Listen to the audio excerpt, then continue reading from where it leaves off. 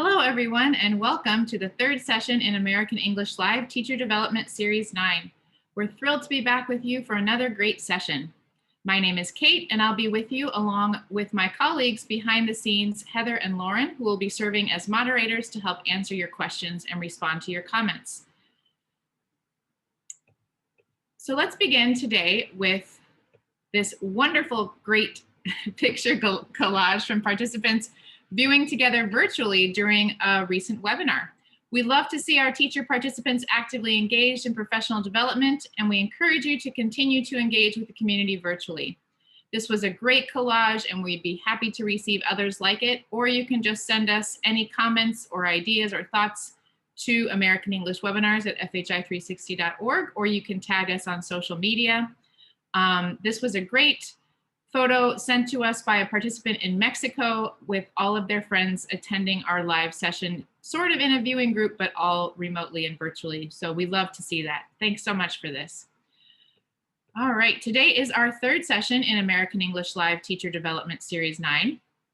During the next half of this series, we'll explore sessions related to the themes of cultivating meaningful discussion using critical thinking skills and corrective feedback. We hope you will be able to use the practical ideas we share. Which session or theme are you the most excited about? Please let us know.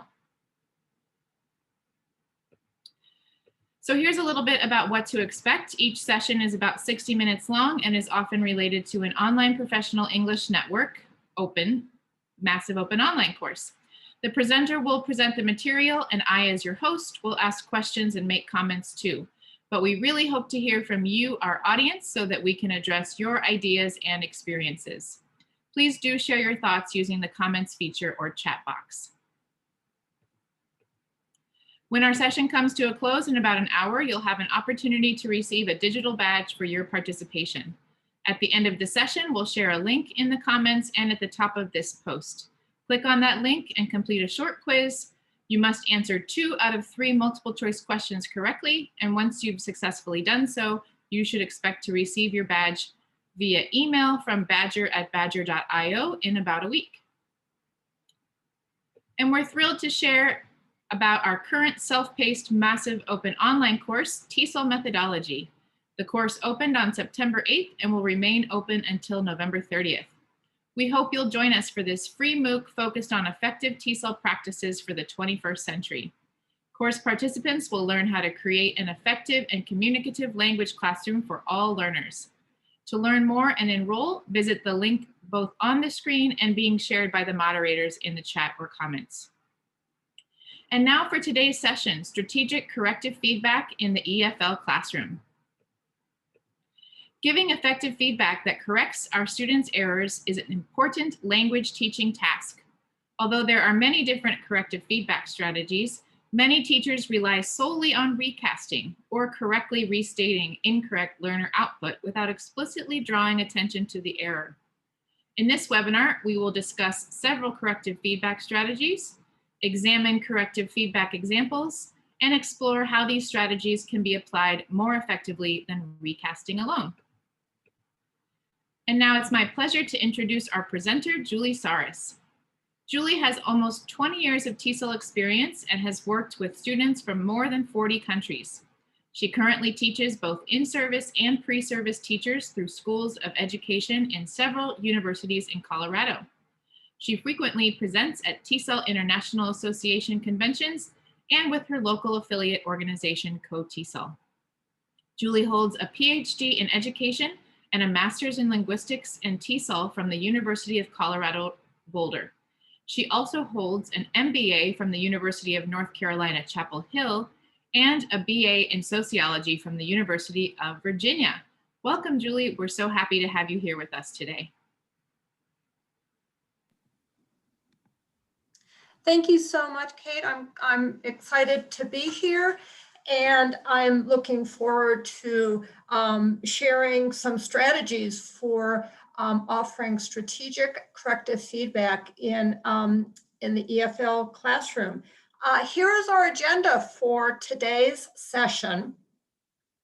We'll talk about what corrective feedback is, Okay, kind of giving an overview of the whole field of corrective feedback. And we'll move on then to how to give corrective feedback strategically on student writing and on student speaking as well. So we're going to use to address both of those. And then at the end of the session, you'll have an opportunity to reflect on how you can apply different strategies for using corrective feedback in your own classroom.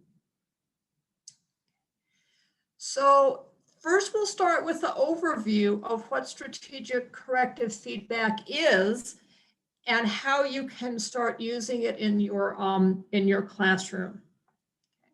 So first of all, consider this scenario to kind of start framing and thinking about how we give corrective feedback to our students. Have you ever read a student essay that's just really, really well done? The content is really excellent. The essay is well organized, cohesive. The details are exactly where they need to be, but there is at least one error in every sentence. And you just want to groan when you see that sometimes. And some of these errors might be grammar, some might be vocabulary, some might be spelling, some might be the connectors and transitions that link together the sentences. How do you decide what you're going to correct? Do you correct everything and then risk stifling the student's writing? Should you focus on the student's form or the meaning that they are conveying, or both? How do you choose? And how will you know that the corrections that you're making are going to actually contribute to the student's learning? I've been in that situation frequently, and I think we all have as teachers. Giving feedback to our students to correct their language production is somewhat of an art, but we can make informed choices about how much to correct, what kind of feedback we give our students, and how much feedback we're giving them. These important decisions about feedback are what we're going to explore today together. So first off, what is corrective feedback? And throughout the slides, I frequently abbreviate that CF for corrective feedback. Corrective feedback is a very powerful way of assessing our students. With corrective feedback, we notice that the student has made an error either in their writing or in their speaking. It can be an error in grammar, pronunciation, the choice of words they're using, spelling. The teacher notices that the student has made an error and the teacher corrects that error.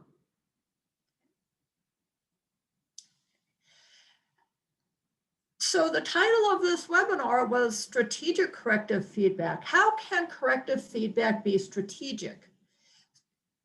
Corrective feedback is strategic when we think about our response and then we are intentional about that response. We don't just make the response automatically. We think about it and then we choose how we're going to go about making that correction. We keep our focus specifically on the error. We choose what we're going to correct, how and when to correct. We may decide not to make the correction at all. If we think that if the student has made an error in speaking, we might decide that we don't want to stop the conversation and we might correct the error later. But corrective feedback is also strategic when it is kind and empowering. We always want to be very, very positive with our students. We want to build on the relationships that we've established with them. And we want to give them the information that they need to correct their writing or their speaking and grow their English skills. Why is it important? Corrective feedback is a very powerful way for students to learn. Errors are very, very common in language learning. I make errors all the time when I'm speaking French or Greek. And corrective feedback is supported very strongly by second language acquisition theory as well as research. Great, and we have a really nice comment from Shanti, who agrees with you, I think. She says, correction should always be soft and strong, powerful and productive. I thought that was a nice comment, so thank you for that. Yeah, I appreciate the wording soft. We want to be kind, we want to be gentle, we want to be soft, but we still want to move our students' English forward. So throughout this webinar, you're going to see that we have to make some choices and we have to have a balance between form and meaning. And we have to balance making the correction in a way that does not shut down the student. And that's really, really an important balance that all of us have to work towards establishing and maintaining with our students.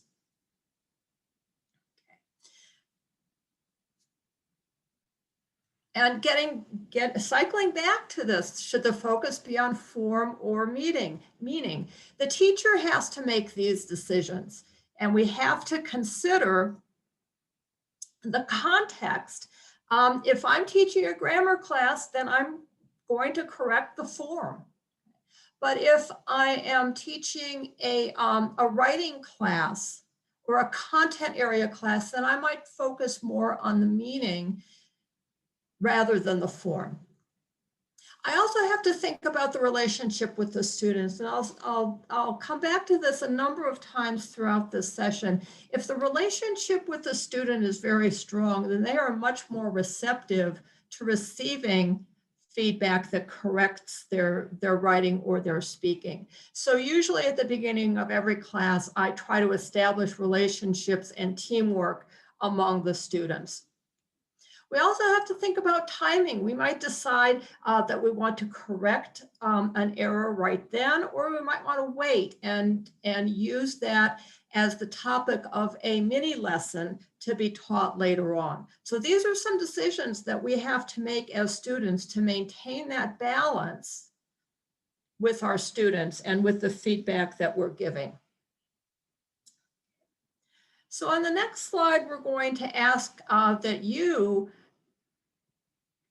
add your thoughts to the chat box. What challenges have you had in your classroom in giving corrective feedback to your students? Add your ideas to the chat box. Yeah, let us know. We want to hear from you, everybody. When you give corrective feedback to your students, what are some of the challenges or obstacles that you've faced? We'd love to hear from you. Let's see, I know in the previous session, we had some folks who talked about how sometimes their students might feel sort of shy. Mm-hmm. And they might feel a little bit nervous about getting that feedback. Large class sizes, that's a great point, Kareem. It can be really challenging to provide the kind of corrective feedback you want to if you have a lot of students. That makes sense. You might also face the challenge of that balance piece of deciding when to correct or if you're overcorrecting. Jessica says, sometimes they keep making the same mistake even when it's been corrected multiple times. That's true as well. Very good. So thank you so much for those responses, everybody. Okay. So I just want to touch on theory a little bit in this upcoming slide, because as I teach at a university and we cannot get away from theory. So we do want to make those connections between what we're doing in the classroom and theory. Two theories that come into play very strongly when we're talking about strategic corrective feedback. One of them is the noticing hypothesis. Students have to notice that they've been corrected. If they do not notice that they've been corrected, then they're not going to absorb that correction and have that move the information into long-term learning. So the students have to notice that they've been corrected, and we have to provide that correction as as much as we can in a comprehensible manner. The correction has to be within the student's ability to understand and receive that correction. Okay, so those two connections to theory will kind of undergird everything that we're doing for the rest of this webinar. So at this point, we're going to move in specifically to talk about student writing. Okay? Then later on, we'll talk a little bit more about student speaking. But for right now, we're going to go to move on to student writing because that's a little bit more straightforward. And the theory regarding the corrective feedback that we give to student writing is that the students need an opportunity to notice that they've been corrected, to think about the correction, and then self-correct. And that self-correct piece is particularly important because when the student notices and then thinks about the correction that's been made, and then has an opportunity to self-correct, that leads to long-term learning. Long-term learning moves the information from memory into long-term memory. Think about like a little computer disk like I have in the picture here. We want the learning to move into a long-term storage so that the student actually learns it and can retrieve it later on when they need to. And that's one of our goals as we are giving written feedback, written corrective feedback to our students. We want to enhance their long-term learning. And by asking them to self-correct, that provides a pathway to long-term learning. So for today, we're going to focus on 3 different types of written corrective feedback. This is corrective feedback that we give to student writing. We're going to talk first about direct, and then indirect, and then metalinguistic. And metalinguistic, that meta there is what's really important, that it means thinking. The prefix there, meta, means thinking or reasoning. It has to do with the brain and cognition. The student is recognizing and processing. And then the linguistic piece is the language. So when we use a term like metalinguistic, what we're asking our students to do is to think about the language. So for this next piece here, let's hear from you. What differences do you see in these 2 examples? The first example is direct corrective feedback to student writing. And the second is indirect corrective feedback to student writing. What differences do you see? Add your ideas to the chat box. Yeah, what do you think, everybody? We can see these 2 examples in the gray box here, direct corrective feedback and indirect corrective feedback. What are the ways that you see differences between these 2 types of feedback that are here in the example? Let's see, what do you think? We can see these different types of markings for the direct and indirect. Let's see, Elia says in indirect, the metalinguistics piece is more present. The second shows where an error is found, but doesn't specify what it is, from Sophia. Right. Let's see. And there's more reasoning involved from the student with indirect feedback from Emma. And let's see, we'll do one more. Let's see, one gives the answer, the other one just points out the mistake, from Jessica. So great responses. Thanks, everyone. Yeah, and that's exactly the difference between the direct and indirect. With the direct feedback, the teacher is telling the student what the correct form is. With indirect, the teacher is just marking that an error has occurred, and the student then has to make the correction themselves. They have to think about it, and they have to self-correct. Now, the third type is metalinguistic, and that becomes a little bit more involved when we're giving this type of feedback to student writing. with metalinguistic corrective feedback, we're pointing out, first of all, that an error has occurred so that the student notices, and then the student is being pointed in the direction, they're giving a little bit of a hint to the student as to how to go about making the correction.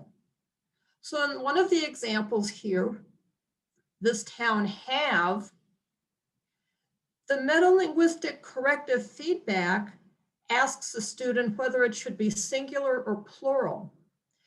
The comment there is pointing out the specific language rule, if you will, that has been made in error. And we're pointing the student, we're giving the student a little bit of a hint as to what language needs to be used to correct that error. Lots of different ways of doing it. These are all examples of different ways that you can frame metalinguistic corrective feedback. We can give more precise feedback, or we can remind the student that that was a topic that was covered in a previous class. So let's hear from you again. What type of corrective feedback do you think would be best in supporting long-term language learning, and why? You think direct, indirect, or metalinguistic?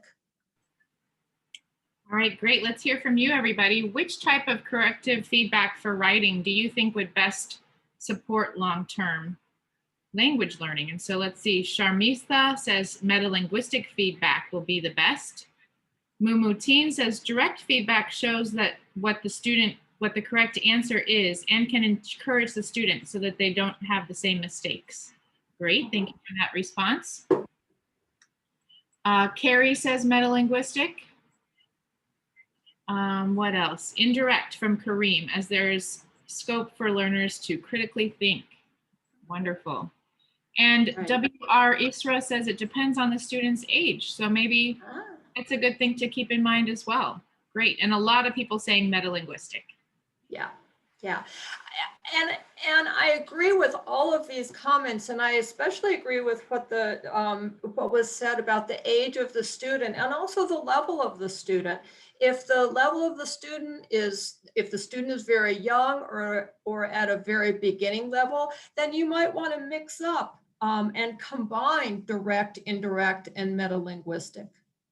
Those are all important pieces and all important decisions that we have to decide as teachers. Remember, we talked earlier about establishing a balance, and we have to do that every time we're giving our students feedback. Giving this kind of corrective feedback is an art, and we have to think about all of the different types of contexts that we're having to work with. So yes, I appreciate that, those comments.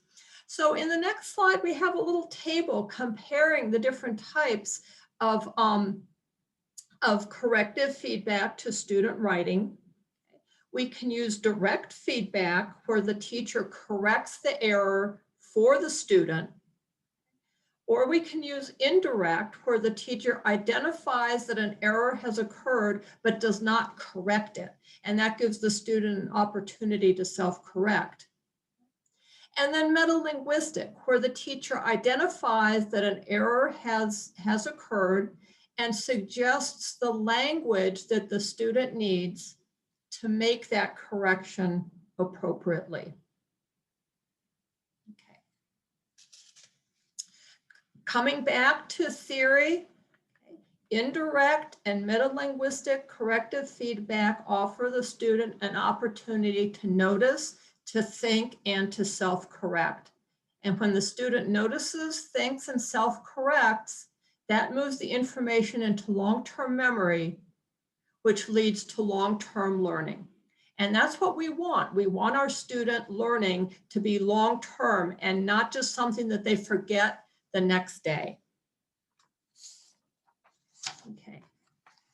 Coming back to how written corrective feedback can be strategic, we teachers have to decide, in the comment that was made earlier, the age, the level of the student, whether we want to correct the form or the meaning.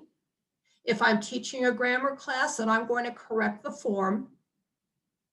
If I'm teaching a content area class like math or history or science, then I'm more likely to correct the meaning rather than the form. But I have to make those choices so that I'm not overcorrecting the student. And a couple of people mentioned that in the chat box. We do not want to overcorrect the student because that causes the student to shut down and to be stifled. We also want to think about what we're going to correct for a higher level student in an intermediate or advanced level class. Do we want to correct surface level errors like punctuation and spelling? Or do we want to correct issues at the discourse level? Discourse having to do with sentence complexity, organization, are things organized correctly? Are there enough details in the paragraph? That's a discourse level, and that goes a little bit deeper in terms of the feedback that we're giving. Do we need to correct, or do we want to correct the student right away, right then, or later on as a mini lesson? I'll really frequently decide to do that as a mini lesson, especially if I see a lot of students making the same error over and over again. Do I want to use direct, indirect, or metalinguistic feedback? And again, how much to correct so that I'm not stifling the student? Now, in this next example here, I have a dog. His name is Rover. My cat eats a lot. Rover likes to play. On the next slide, we're going to ask you to go to the chat box and comment about whether the student should receive some corrective feedback on the form, okay, or the meaning, or the organization, the discourse level. Okay. We're asking a little bit deeper here. What kind of corrective feedback would we give to the student with these 4 sentences here? Add your comments to the chat box. Great. Let's see, a lot of people who are saying structure and organization would be things that they would want to address. Juana says, I think we should consider what we are focusing on and aiming to, whether it is fluency or accuracy. Yes. Mariella says it's important to focus here on the discourse level, and so does Olga. Let's see. What else? What other things would you mention about these sentences, or what type of feedback might you share with your student? A lot of people saying organization and structure, like Miriam, Geraldine, Sophia says discourse, and Aisha says organization. So great response, everybody. Thanks. Mm-hmm. Right, absolutely. The cat eating a lot needs to move out of there. And we also, depending on the level of the class, we might ask the student to combine some of these sentences and turning some of them into compound or complex sentences again. But those are choices that we have to make, and the decisions that we make are going to depend a lot on the students and their level of English. So in terms of kind of to summarize a lot of this so that we have some best practices for giving corrective feedback about student writing, I think it is very important, and sometimes we kind of move over this a little bit too quickly, but I think it's important that we build relationships with our students first. At the beginning of the session or the semester, I always spend time getting to know my students. We do some ice breaking or some team building activities so that I can get to know my students and they can get to know each other.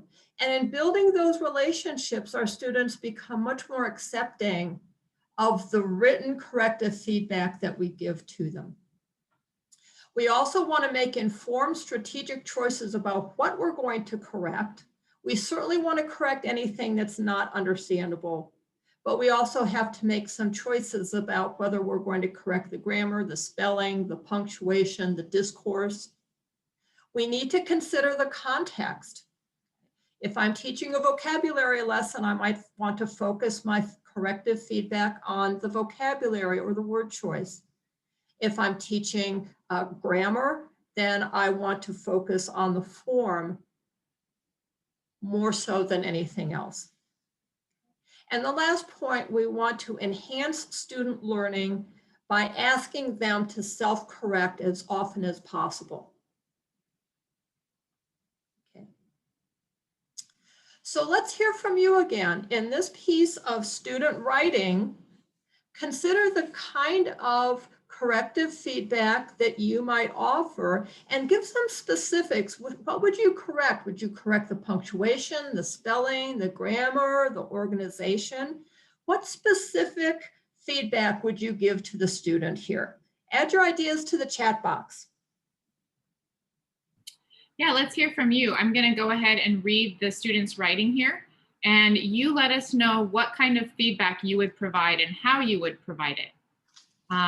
Let's see. Aisha says metalinguistic as a mini lesson, so that's a good idea. I'll just go ahead and read this. I think that Camilla's must be right. Some advantages are she will probably get it right. Some disadvantages are not all of them will weigh the same, and some might be broken and she can weigh them wrong.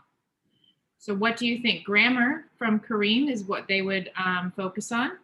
Okay. Let's see over here. Punctuation. David says spelling, very good point. Let's see. Hamid says he would do indirect and metalinguistic type of feedback. And John says he would consider grammar and punctuation. Tanya also says grammar. And David Green says he would do indirect feedback. So thank you for those responses. Great. Those are excellent. And that's the type of thing we want you all to start thinking about, and not just go through the writing and make all of these direct corrections, to step back and let the student make some of these corrections as well. So in this next slide, we have a couple of examples and two options here. Which do you think is most effective? I am married with a wonderful person, offering feedback that says, is it with or to? And then option two, we talked about this last week. Okay. Which do you think is most effective and why? Give us some ideas there about why you think option one or two might be more effective. Add your ideas to the chat box. Yeah, what do you think, everybody? Would you go with option one here or option two to provide this feedback, and why? What do you think? Let's see. Option one saying, is it with or to? Option two saying, we talked about this last week. Let's see. What do you think, everybody? All right, we see option one from Sharmita, from Seema. Couple of option twos. Okay, great. Thanks, everybody. Yeah, and I appreciate that feedback on option two. We do want to give students a chance to think about this. Option two has been provided in maybe not such a nice way, and I've seen teachers fuss at their students a little bit more than maybe they should. So option two absolutely gives the students an opportunity to think and make the self-correction, but we don't want to use little frowny faces on our students writing, because that's the balance piece here that we've talked about. We don't want to shut down our students. We don't want to stifle them. I wouldn't want a sad face on my paper either. So think about all of that, not just what we're correcting, but how we're going about doing that. And I think that that's a really important point about option two. Yes, it does allow the student to self-correct, but we want to be really careful about how we're going about doing that as well. And then a couple of people have asked about corrective feedback in writing for large classes. And when you have a large class of 50 or 60 students, that can be really a challenge, because there's limited amount of time that we have to be able to give the feedback. I really frequently use a workshopping format for large classes. I ask my students to trade their papers and correct each other on their papers. I always do team building first so that the students are comfortable with each other. I model this and I give examples. And I also tell the students what they should look for. So maybe at the beginning of the semester, I will say, okay, you all trade your papers and look for spelling errors. And then later on, punctuation, and then maybe grammar, verb tenses. Every week, I add a little bit more to that. And the students are very capable of giving direct and indirect corrective feedback. I most often do not have them do metalinguistic feedback unless they're at an advanced level. And again, this comes back to some of the decisions that we have to make. I also very often use group assignments so that 2 or 3 students are working on the assignment together. I group my students very intentionally so that I know that those are students who will work well together and whose skills complement each other. And I frequently check in and ask them to submit drafts so that I can make sure that everybody is moving forward and working well together. That's great. And we have a lot of people who like these ideas and agree with peer editing, like Irina, Misab, and Sharir. Also, all were chatting about how effective peer correction or peer editing can be. Yeah, I use it a lot myself. I know a lot of teachers are using it, and it really does give the students an opportunity to self-correct because they're correcting each other, and then that leaves more space for you to provide metalinguistic feedback later on. Okay, so now we're going to move on to giving corrective feedback strategically to students speaking. And sometimes this piece can be a little bit more challenging because we have an extra balance here of not necessarily wanting to stop the conversation from moving forward. So let's see about the focus for today here. We're going to talk about 3 different kinds of corrective feedback to student speaking. We'll talk about recasting correction, direct correction, and then metalinguistic correction. Remember that metalinguistic, having the student think about their language when we offer the correction. And the focus will again continue to be strategic. We will intentionally choose a method for offering corrective feedback to student speaking, and we'll base that decision on many different factors surrounding the context in which we're giving that correction. The first form of corrective feedback to student speaking is recasts. Recasts repeat what the student said, but with the correction. And this is the most common type of corrective feedback that we give to our students is recast. An example here, the student says, I have 10 years, and the teacher says, you're 10 years old, great, awesome. The problem with recasts is that they result in less self-correction because most often the student does not even notice or recognize that the recast has been made. Less self-correction leads to less long-term learning, particularly if the student does not even notice that they've been corrected. So let's hear from you. If you wanted to recast the student, she had a lot of advices for me. How would you recast that? Add your ideas to the chat box.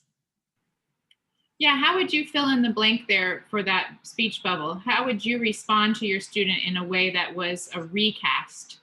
And as we mentioned, that means that the teacher repeats the error back to the learner in a corrected form. So what would you do? How would you respond to the student in this way?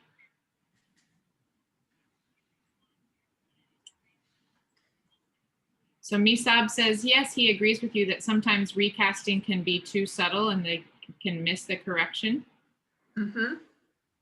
Micah says, maybe say, she had a lot of what? Yeah, something like this. Using different intonation. Maybe just responding with, oh, great, she had a lot of advice for you. good, that type of thing. Okay, that's great. Now we're going to move on to direct correction, which is also very common. It's a very common form of corrective feedback that we teachers give to our students. Okay. The students notice more often that they've been corrected here, but as in with recasts, the student does not have the opportunity to self-correct. And without self-correction, there's less long-term learning. So in this example, the student says, I have 10 years. The teacher says in English, we say, I am 10 years old. So the teacher points out that the student has made an error, but the teacher does the correcting. And with that direct correction, if the teacher is doing the correcting, the student does not have the opportunity to self-correct, so there's less long-term learning. So in the same example, she had a lot of advices for me. How would you fill in the blank? How would you correct the student using a direct correction? Yeah, how would you fill in the blank here with a direct example of correction? Very good. Kareem says direct feedback sometimes can seem like spoon feeding, which is very interesting point. Let's see, what else? Emphasizing the right way to say it. Let's see, you could also say, remember, advice is a non-count noun. So we need to say, she had a lot of advice for me, something like that. Great, everybody. Thanks for those responses. Yep. And then the last type that we'll be talking about is metalinguistic. And remember that metalinguistic from when we were providing corrective feedback to student writing. We're asking the student to think about the language that they're using. And with metalinguistic corrective feedback to student speaking, the teacher points out the error, but then the student self-corrects. And in this example, the student says, I have 10 years. The teacher says, how do we say our age in English?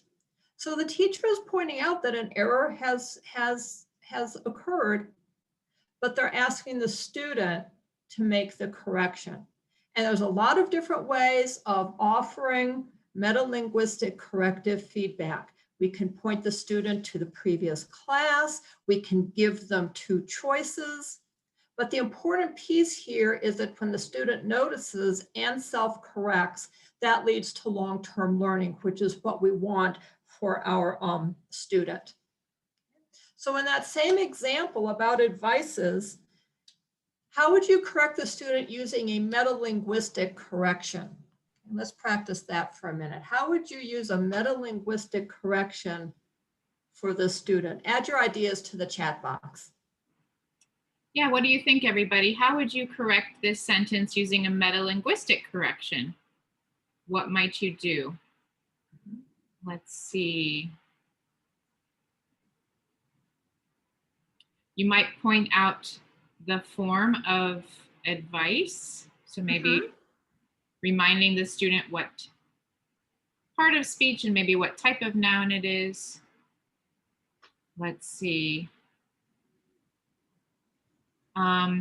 Maybe you could say, remember during our last class, we talked about count and non-count. Is advice count or non-count? Something like this. Yep. And WR says, is it advices or advice? Excuse me. Excuse me. All right, thanks everybody. Yeah, those are excellent. And the reason I really want to focus on metalinguistic is that we don't use it as often as we probably should. I use recasts, I use direct, and I had to, when I first learned about metalinguistic, I really had to practice that a little bit, but now it's become easier for me and I use it much more frequently than I do with recasts. So in this next 2 examples here, we'd like to hear from you again. In this first example, the student says, I am very interested in photography. Challenge yourself to offer some metalinguistic corrective feedback to the student. What would you say to that student who pronounced it photography? Add your ideas to the chat box. What would you? Yeah. In this example, the student says, I am very interested in photography rather than saying photography. So what would you tell them using metalinguistic correction strategies? What do you think?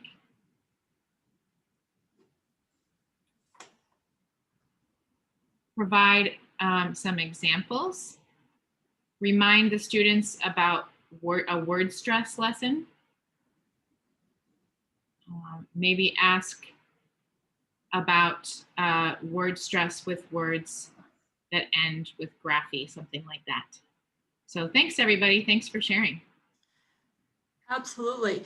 And how about the next one? I was so boring last weekend. What kind of metalinguistic feedback would you give to that student?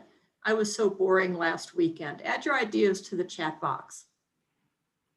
Yeah, what kind of metalinguistic feedback would you give for the error here where she says, I was so boring last weekend? So Daria says, were you a boring person or did you feel bored? That's maybe more of an indirect. Very good. Great. What other ideas do you have? Maricela says, give the students options. Yep. And Sophia says, which sounds more familiar, this or that? So great. Or maybe again, you could refer them back to a lesson about adjectives, that type of thing. Thanks, everybody. Absolutely. Those are great. Those are great ideas. Okay. As in with written corrective feedback, the spoken corrective feedback, we have 3 different types, and this chart gives a little bit of summary. Okay. We can use a recast, which, as I mentioned before, is probably the most common type of corrective feedback we give our students, but it is also the least effective because we don't have the student self-correcting, and a lot of times the student doesn't even notice that they've been corrected. With a recast, the teacher corrects the error for the student, but does not necessarily point out that the student has actually made an error. We can offer direct feedback, okay, where the teacher identifies the error and corrects it for the student. But again, the student does not have an opportunity to self-correct. With metalinguistic, the teacher identifies the error and suggests the language that the student needs to make the correction. Okay. So the next few slides give us some examples, and we're going to ask you to identify what kind of corrective feedback to student speaking is this? Is it a direct? Is it a recast or a metalinguistic? The student says, I want to major in biology. And the teacher says, what syllable is stressed in a word with the logy suffix? Remember from last week? Is that a direct, a recast, or a metalinguistic? What do you think, everybody? What type of corrective feedback is this? And I see lots of people saying metalinguistic. Are they correct, Julie? Yes, they are. That's exactly right. We're pointing out the specific area of language that needs to be corrected. And we're also reminding them that this was addressed in class last week to help give a hint as to how the student needs to self-correct. Okay. So this next one, the student says, I want to major in biology. And the teacher says, oh, you want to major in biology. Is that a direct, a recast, or metalinguistic? What do you Add your think? ideas to the chat box. Yeah, what do you think, everybody? Which type of corrective feedback is this? Let's see. Great. I'm seeing lots of people say recast. Is that correct? Yeah, that's exactly right. The teacher has repeated what the student said, but included the correction for the student.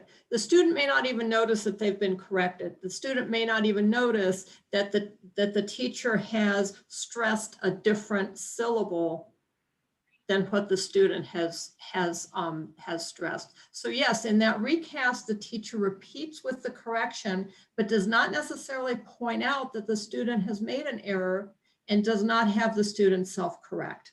Exactly right. Okay. And in this last one, the student says, I want to major in biology.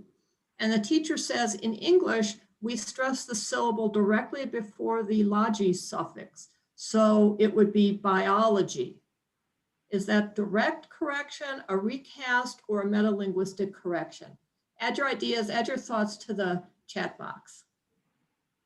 Yeah, in this final example, what do you think, everybody? Is this direct, a recast, or metalinguistic type of corrective feedback? And yes, looks like people are on track. A lot of people are saying direct. Is that correct, Julie? Right. Yes, it is, absolutely. But again, the student is not being given an opportunity to self-correct, and that's what's important here. Okay, this last one here is always a danger, and I have had a teacher who overcorrected me in it, just like this one has done. In this case, the student can only get 1 or 2 words out before the teacher is, bam, right there, self-correcting or correcting the student and not really giving them an opportunity to self-correct and constantly interrupting. So the student cannot even get a sentence out without being corrected 2 or 3 times. And what happens with overcorrection is that the student just says, I don't want to talk anymore. And that's the worst thing that can happen. We want our students to talk. We want them to speak. And when we overcorrect, we stifle their speaking, and eventually they just stop talking. They don't want to talk anymore. And this is a great example of an overcorrection. So in terms of setting priorities, and again, this comes back to the choices that we need to make as teachers as we're deciding how and what to correct when our students are speaking. Is what they're saying understandable? And that's really the first choice that we have to make. If our students are not speaking in a way that's understandable, then we need to address that. Are we going to correct the pronunciation, the word form, the grammar? With speaking, grammar is not necessarily as important as pronunciation and word form are. And with the pronunciation, don't forget about stress. When a student uses or pronounces a word like biology, it makes them very difficult to understand. So we want to correct that type of speaking error as well. Should you make the correction right away, or should you save it for later as a mini lesson? And in that decision, you have to decide if you really want to stop the flow of a conversation. If I'm talking with a student one-on-one, I'm not likely to interrupt them to make a correction because I want them to continue with the conversation. But I'll make a note of it in my head, and then the next day or the next class, I'll teach that, I'll reteach it as a mini lesson. Do I want to use a recast, a direct, or a metalinguistic? And just like with corrective feedback for student writing, the metalinguistic is going to provide a path to long-term learning for our students. And then again, we have to balance how much we're going to correct so that we offer the student a way to improve their speaking, but at the same time, we don't want them to shut down. Yeah, that's great. And we have some nice comments from some participants. Omorowski says, confidence is fundamental for students to feel motivated to speak. So it's important to take care of that. So I think he agrees with you that we want to avoid overcorrecting. And Zhu also says, I totally agree. It's not good to overcorrect. So thanks for sharing those comments. Okay. Best practices, we always want to build relationships with our students so that they're more accepting of the feedback that we give to them. We want to make informed choices about what we're going to correct and how we're going to correct. We want to take into account the context. We want to enhance their learning by asking them to self-correct as often as we can, but at the same time, we do not want to overcorrect. Now, again, a lot of y'all are teaching in large classes, and we want to make sure that we touch on how to give spoken corrective feedback for large classes. And I think this is probably the biggest challenge for teaching in general and teaching a large class is how do we give corrective feedback in speaking in a large class? What I frequently do is choose 3 to 5, sometimes 6 focus students. And with every class or every activity, I focus on just those students and how they're speaking and give them some specific feedback. I use group assignments with frequent check-ins for the groups. But I also turn that around and focus a little bit more in a large class on their listening skills and giving the students opportunities to hear themselves speaking English with dictation, with small group read alouds where the students alternate, each one reads a sentence back and forth, and then they can support each other through peer correction, just like we did with written feedback as well. So now we want to give you a chance to do a little bit of reflection, to think about what we've talked about today, how you can analyze your current practice so that you can notice what kind of corrective feedback you're providing to your students. And one way that I do this is that I look back onto how I'm offering corrective feedback on written assignments. And I'll go through all of them and I'll say, okay, here I've done direct, direct, direct. Okay, here's a metalinguistic. And that's how I found out and discovered that I was doing too much direct correction and not enough metalinguistic. And that, knowing that information, I was able to move my teaching forward. For speaking, I've asked a colleague to observe, and the colleague will sit in the back of the room and count how often I use recast, direct, and metalinguistic feedback. And then I challenge myself, and I'm asking you all to challenge yourselves as well, to use metalinguistic corrective feedback with your student writing and your speaking.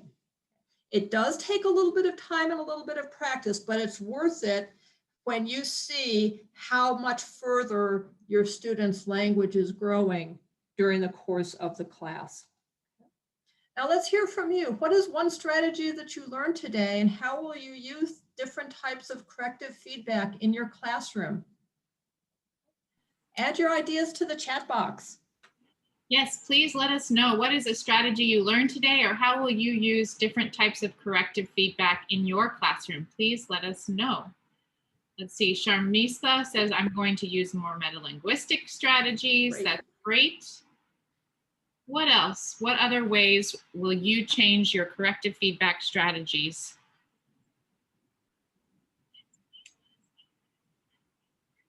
I will use the new ideas and techniques from Sadia. Bea says it's a great challenge for ourselves to incorporate more metalinguistic feedback.